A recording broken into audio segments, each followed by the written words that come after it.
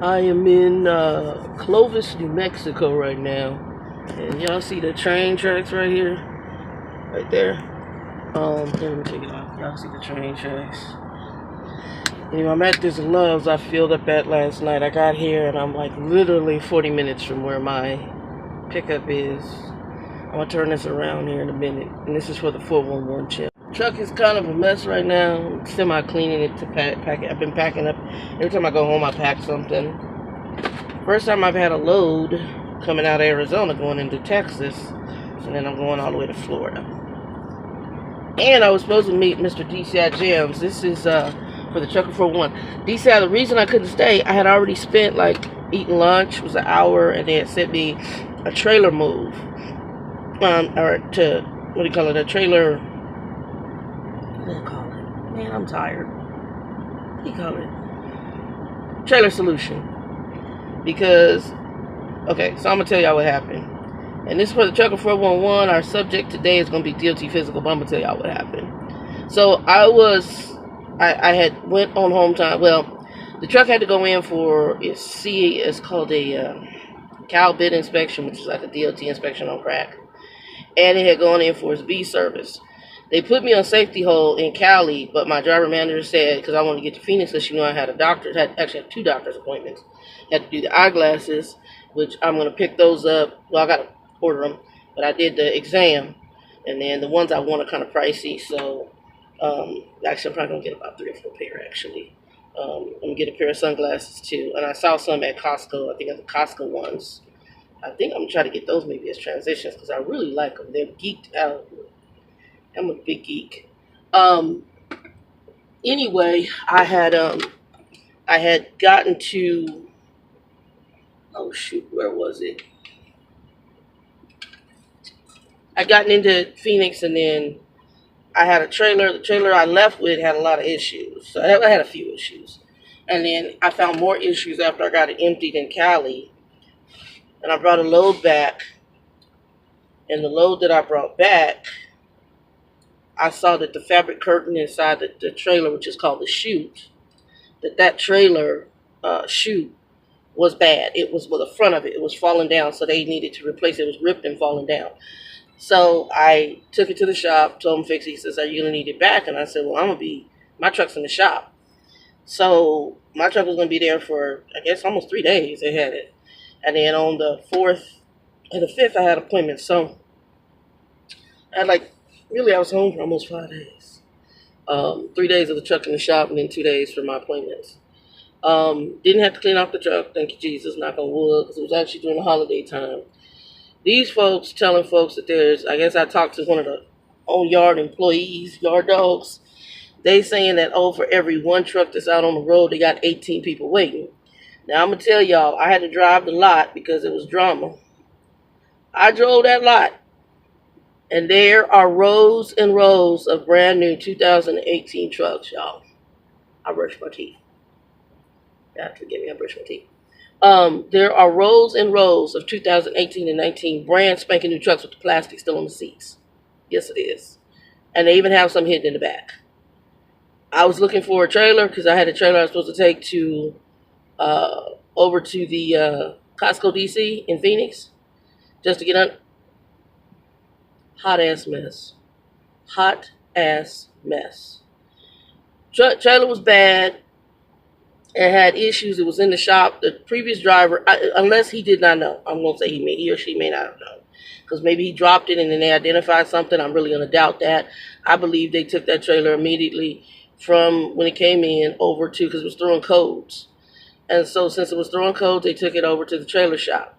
The trailer shop told me, you can go ahead and deliver the load, but we need you to bring it back. So pretty much it's a semi-red tag, okay?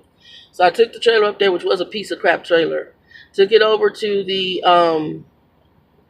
DC, got unloaded, brought the trailer back, and then they had no empties on the yard.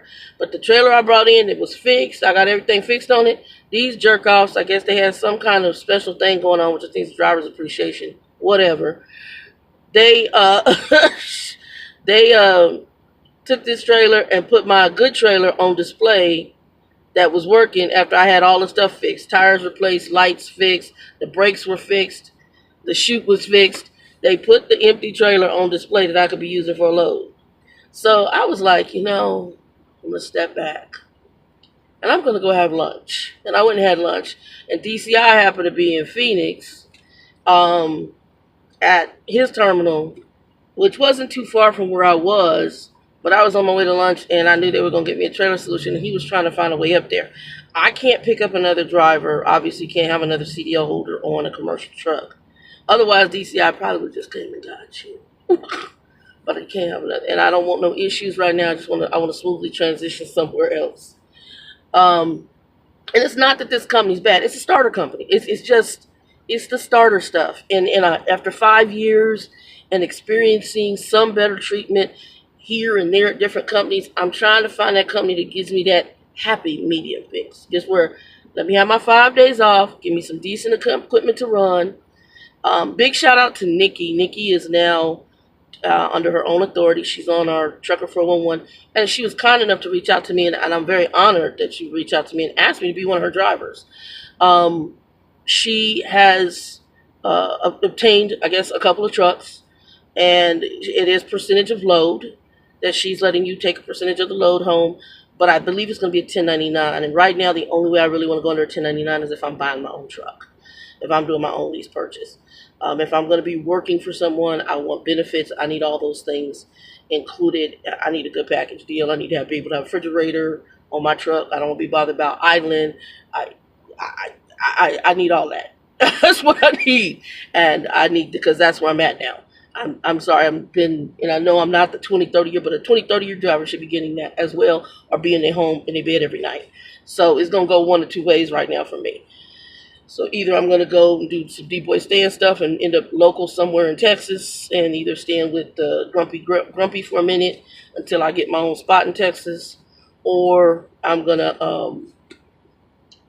try to find an OTR company that's going to meet my needs, and until I have some other financial things and hopefully the weight loss surgery. So I'm still leaning that way, but if I can do a lease purchase deal before then, that's going to meet those needs. I'm going to do that as well. I have a couple companies I'm interested in that I'm going to be reaching out to here once I do home time in the end of September. I'm also going to be calling JCLX company and a friend of his company. I was looking at Shy's company. Shy, my concern with them being under covenant is that when I had another driver who follows me. He had recommended covenant when he was under me. He only stayed just to get his feet wet. He was doing a refresher as well. And what covenant will do on the covenant side, not the side you're on, they will, if you go over your idle for whatever they have going on, these people had a nerve to bill their drivers that take it out their check. That's the inhumane bullcrap. That's bullcrap. That if that little company I was working for out of Oklahoma could put electric APUs on their trucks, then I don't understand. They're a little company and they're doing that. In order for the convenience of the drivers, well, they had other issues they were doing. Granted, they were doing some other. Every trucking company, y'all all got to come with the Shady McLaughlin stuff. Why y'all just can't do right instead of trying to get over on human beings, and you're creating the issues of why we have the shortage in the industry. Anyway, that's my rant. Let's get on to the issue. So I didn't get to see you. Hopefully Laura will get to meet up with you and y'all film that and get some pictures for us here on the 411 Truck411. As y'all know, DCI, and I met him, I'd have been able to fix his issue with the YouTube and get him so he could post his stuff on YouTube. Next time, bro. Next time. And there's an app out there when we're driving, if we pass each other or we're in the same vicinity, we can meet up. I got to find out. I saw some other truckers talking about it on an interview, so I got to find out what that app is and what it is. We'll go download it, and I'll share it with y'all later. Anyway, all right, now I'm doing my pre-trip part. I've already done the truck. So here's what's up, people, real quick on this, because it's not going to be too long. Our subject is basically, Laura had some people that I guess had said they were uncomfortable with doing the DOTs. They had a lot of anxiety when they did DOT physicals, when they do their DOT physicals. And I also had a driver who was coming to the company I was at, and unfortunately got hit on a drug thing on the DOT. And supposedly, I mean, this is what the driver said, it wasn't illegal drugs. What they did is they took a pain medicine that was given to them by a relative. Don't get me wrong, we've all taken somebody else's prescription. I've done it with antibiotics. I've never done it with a pain type medicine, but I've given a pain medicine. My niece one time, she had been in an accident, and actually when I fractured my ankle, and she was doing something, her back was messed up. And she said, I was like, yeah, go ahead. I didn't care. I didn't care. She has a job. She's not interviewing for a job. She wasn't looking for a job. But people, we have to be careful when we take, well, I've never done anything illegal. I've never done marijuana. I've never done any of that. Every drug that I've always taken has been usually prescribed for me drugs with the exception of antibiotics. I have taken other people's antibiotics. And so I understand when that happens, that somebody takes something, whether you don't have the money to go to the doctor, whether you just don't want to have to go to the doctor and go through the rigmarole, whatever it is, and you know, hey, I just need some antibiotics to get through this bad flu, whatever, and that'll knock it out. I've done that. I've done it, I'll be honest. But I've never done anybody as a pain medicine. I had a friend of mine who wasn't even working in trucking, and she took a pain medicine, something with her back or something, and a friend of hers said, girl, just take one of these. I'm on pain medicine from my car accident, and girl, it'll knock that back problem right on out, put you to sleep, and you'll feel fine in the morning. She took it, but was applying for jobs. Applied for a job, got the job offer, did the drug screening, and failed because this came up, because a lot of pain medicines come from narcotic type drugs, right? So you have to be very careful when you're going for these physicals. Now, what I didn't get to research, which DeeBoy Stance had brought up in a conversation that we're talking about, was if you fail the physical for DOT physical and you fail for drug reasons, is that put on your DAC record? I don't know. I don't know if it's put on there or not. So what I would do is I would go ahead and pull your DAC before you go to another company, which is usually, you get one free a year, I think it is. Pull that. Doesn't cost anything, and check and see what's on there before you move to the next company, or just go to the next company, and if they say something, they say something. All you do is say no. In my humble opinion, before you go to your DOT physical, here is what I do, and I'm just going to tell you me. I normally set up a physical with my doctor first. Okay, I go for my routine exams. I set that the day, either that same day before my physical or the day before. I have my blood pressure checked. I have my sugars, because I'm borderline diabetic. I have those things checked to make sure everything's leveled out. Because when you pee in the cup, not only are they checking for drugs, they're checking for sugar. Okay? So going to, which is something DeeBoy brought up in hers, and I haven't seen yours yet, Shy. I haven't seen yours on yours yet. And I'm going to be moving them all over to the 411 Facebook page. I haven't moved them over yet. Because I just came off one time. I just dealt with the drama with the trailers. Before you do your DOT physical, and one thing that I learned in trucking school, which also is something DeeBoy Stance brought up in her video, don't eat. Even me, I don't normally eat. And make sure your blood pressure is where it should be. Things like soda, whether sugar-free or not sugar-free. If they have caffeine, if they have sugar, and usually sugar-free does still have a hint of some sugars. I found out that even when you drink something that says sugar-free, it can still elevate your sugar levels. That's very interesting. And I found that out when I went to go have my A1C checked, okay? Now, my A1C is good. Better than most, actually. But again, I'm on meds for it. So, and I'm not on any kind of insulin. I just take pills. So you can only take pills anyway if you're diabetic. If you go on insulin, you're done with your CDL. He's done. So that's what Trucker Bill was about to have to do that. That's why he went ahead and got the lap band done. It's because he needed to get the weight off in order to get the sugar under control, and it got rid of it like that. So, guys, you can don't eat before the DOT physical. Don't eat. And the weird part, I don't know why trucking companies do that. They give you all that breakfast stuff today and coffee and all that stuff in the morning. Don't do any of that. Only thing you drink is water. That's it. Don't drink nothing but water. WATER.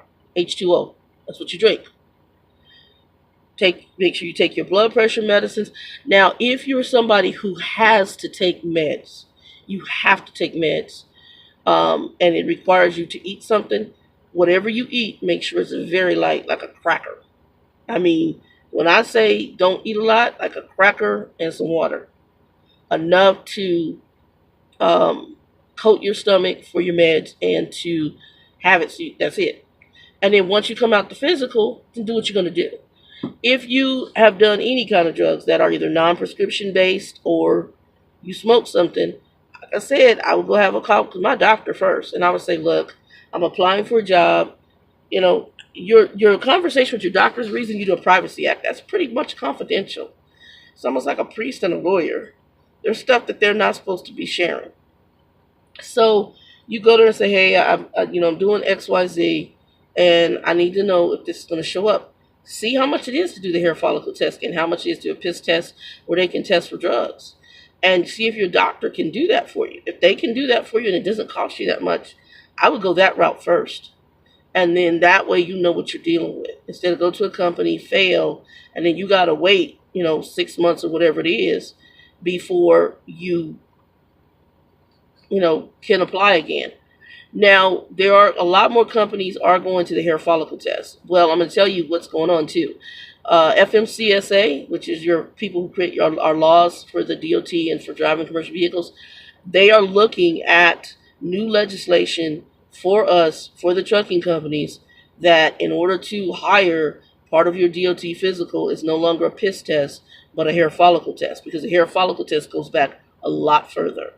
So you need to know those time frames. I can't tell you that. You're going to have to Google that. I have never Googled it. Maybe I'll do something on personal channel. I just haven't done it because it's not something that for me has ever been an issue. But those are some things. So the things that are issues for me, I always want to make sure my blood pressure is right. I also want to make sure that my sugars are right. And so for me, like I said, I don't typically eat before DOT physical. I do not. The other thing is companies. I'm not big on company DOT physicals, okay? Because a lot of them are going to try to force you into the CPAP. Some do, some don't. But some of them will force you for anything they can do. CPAP, I don't know. They just do it. Or other things that you're going to have to come out of pocket for. So that's one. Also, if you are borderline diabetic, if you have some diabetes issues that are severe, make sure you have something from your doctor okaying you to, this is showing how you did. Because I usually have my A1C record to show where I'm rated at in case the DOT people for the physical ever ask for it. I had a friend of mine, he got put on hold when he went to Werner for quite a while waiting for reports from his doctor regarding his diabetes. And they were that persnickety about it. So that's one. And I like to just go to my own DOT. And it's not that DOT requires now that you have to be licensed with them. But when you go to the company ones, I'm just like, and sometimes that's company, do you take my DOT physical or do I have to go through yours? That way also you're prepared. If you're on a CPAP, you have your reporting ready. I mean, there's just so much to be ready for. I don't think it needs to be anxiety, but I do think you just need to be prepped. You need to be prepared. Now, if you have done drugs, then you need to wait or talk to your doctor to find out if that's cleared your system. And don't do drugs again. Yeah, I got somebody I just recently talked to who's looking for a job. He was driving, and I guess he smoked. And then when they did a random on him, he just couldn't go back. And so now he wants to apply for other jobs, but he wants to lie about this one. I'm like, bro, really? Really? And I gave him my headhunter. Because I said, no, but you tell this lady everything. You tell her everything because she's got to place you knowing what you did. And I don't know if that fact that you refused that DOT physical, if that's going to show up on your DAC. I don't know. So anyway, that's my take on it. Just be prepared and, don't do the drug stuff. If you're going to come into this industry, and y'all, look, you're over 20-some years, over the age of 25, why in the hell are you doing drugs? I mean, it's old. It's old. I mean, I've never smoked anything in my life, but there's a point where it's just stupid. It's stupid. It's stupid. So anyway, y'all, two, be blessed. And it doesn't matter if marijuana is legal in your state. You cannot be a user of marijuana and drive a commercial vehicle. And I'm going to be honest, there are certain drugs, prescription drugs, you're not allowed to take and drive this vehicle. because they make you sleepy. So you have certain blood pressure medicines, they may tell you to talk to your doctor to change them. That's another thing. Anyway, this was some rant. I didn't mean it to be this long. 2 and 2. I hope you guys are blessed. Be safe on the road. And peace.